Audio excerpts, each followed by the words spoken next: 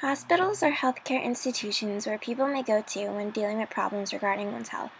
Unlike a doctor's office, hospitals are much larger with many rooms and sectors specific for certain issues. However, what are the purposes for hospitals in a virtual world where no one gets sick?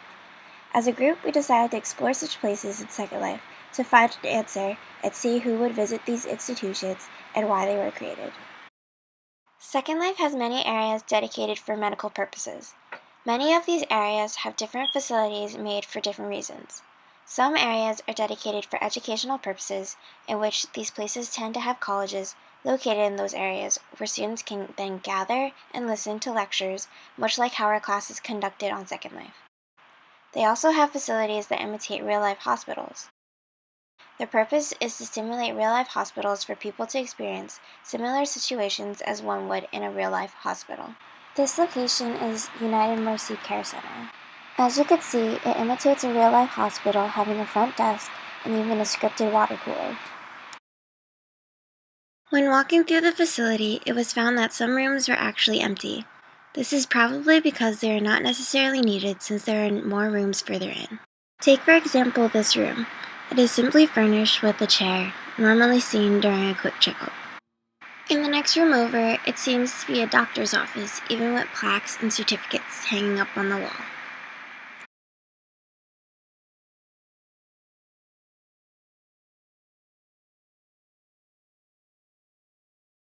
The look of this room imitates the stereotypical image of a hospital room. There are multiple beds with curtains to act as separators between each bed. Here, a person can actually act as a patient, being able to lie down on a bed and hooking up to a heart monitor. The heart monitor then simulates a person's heartbeat with sounds and even illustrations as though it was a real heart monitor. The panels on the wall then gives the user various options to further simulate being a patient. Like, as you see here, you would be able to get an oxygen mask that even has sound effects associated with it. Outside the hospital, there is also a helicopter where I guess in the real world, patients would have been transported in from long distances. Welcome to Mercy General Hospital. This is a virtual hospital, so there's a door slide open, and apparently we're at the emergency center here.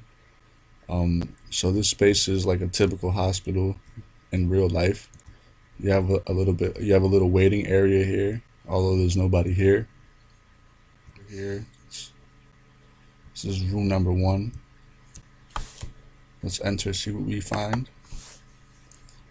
Okay, so I mean, not too different from what a generic room in a hospital looks like. We have the sink over here. Hospitals are known to be very sanitary, so I imagine that's what this is doing here. Um, we also have a scale. It's kind of an old-fashioned scale, and we have a bed. Um, Here it says for menu and patient HUD. So if we just click over here, it gives us a bunch of options. Let's enter the emergency room. It has a clock. Here we have defibrillators. We have beds, hospital beds, cabinets. Apparently, there seems to be some medical devices for sale. We have a CPR device here that goes for 250 Linden dollars. Here we have a retro rebreather mask with sounds and animated rebreather bag going for 100 Linden dollars.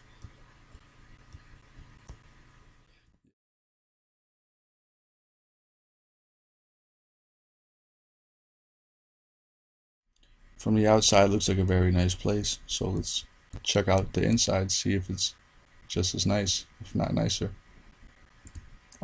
So immediately we walk in, and it looks rather elaborate. We have staircases. Um, from what it seems, all the walls are labeled, which is typical of hospitals. Um, Walls are Also beige, white. It's also standard for hospitals. This is kind of the directory. So here it shows us kind of all the different departments that are housed in this polyclinic. Vending machine. This appears to be a coffee vending machine. Very nice. Just gonna take the stairs to the next floor.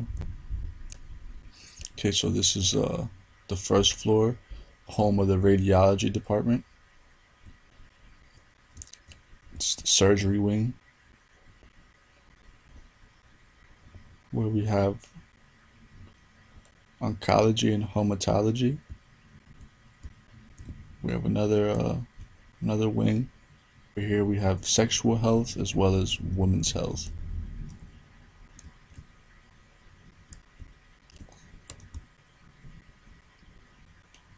Second Health Hospital, the polyclinic.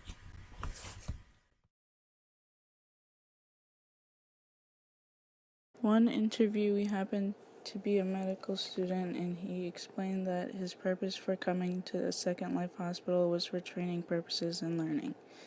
He explained that there are also conferences held from time to time in certain hospital locations. He also mentioned that some colleges and universities are using Second Life to hold lectures and other learning activities to enhance their training through the use of virtual simulation.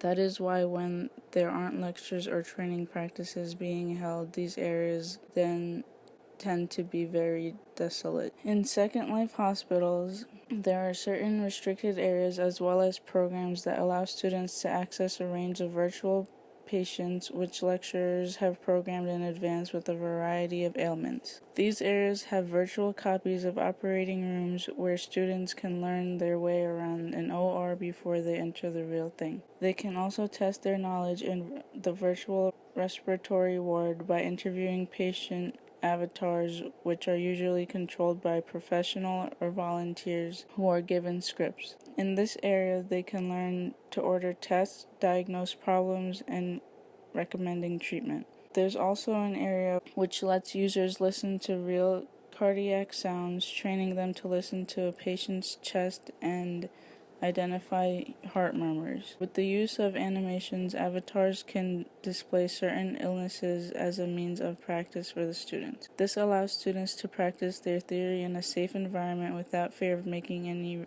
fatal mistakes. Other groups besides the educational institutions, such as governments, healthcare agencies, companies, and even certain private groups, have increasingly chosen Second Life as a part of their online communication. Since Second Life offers unique design features for disseminating health information, training health professionals, and enabling patient education for both academic and commercial research.